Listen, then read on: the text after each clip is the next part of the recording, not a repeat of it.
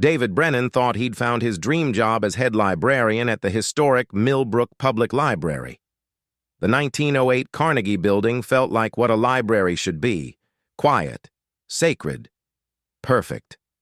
Everything changed when he found an old library card tucked inside a copy of Salem's Lot. The card belonged to Thomas Hartwell, with a due date of October 15th, 1994, nearly 30 years overdue. When David searched the computer system, there was no record of Thomas Hartwell anywhere.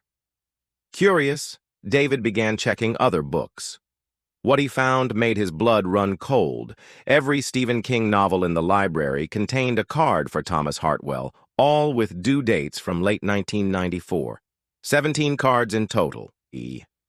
That night, David researched Thomas Hartwell online and found his obituary from December 23, 1994.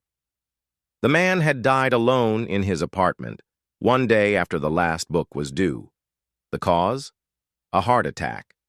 Neighbors said he'd seemed increasingly paranoid in his final weeks. The next morning, David arrived to find every Stephen King book missing from the shelves. According to the computer, all 17 had been checked out at 6:47 a.m. to Thomas Hartwell, but Thomas had been dead for 30 years. That evening, David stayed after closing time. At 8:30 p.m., he heard a soft thud from the horror section. When he investigated, all 17 books had mysteriously returned to their shelves.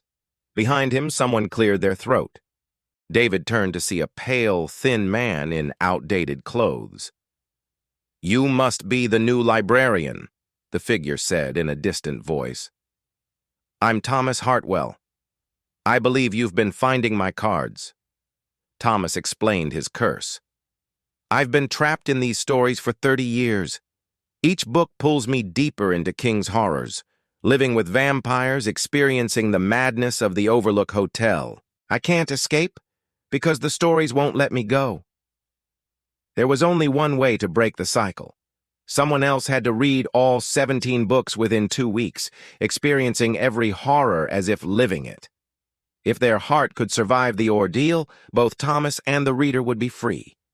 If not, David looked at the 17 books, then at Thomas's pleading eyes. He thought about his love of libraries, his belief that stories should be shared, and Thomas's 30 years of torment. "How long do I have?" David asked. 2 weeks. David picked up the first book.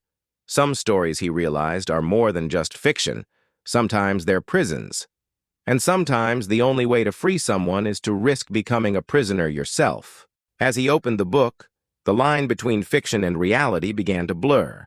But David pressed on because that's what librarians do. They help people find what they need, even if what they need is freedom from the very books they once loved. The question remains, did David survive his 2-week literary nightmare, or does Thomas Hartwell still haunt the Millbrook Public Library, waiting for the next librarian brave enough to help him find peace?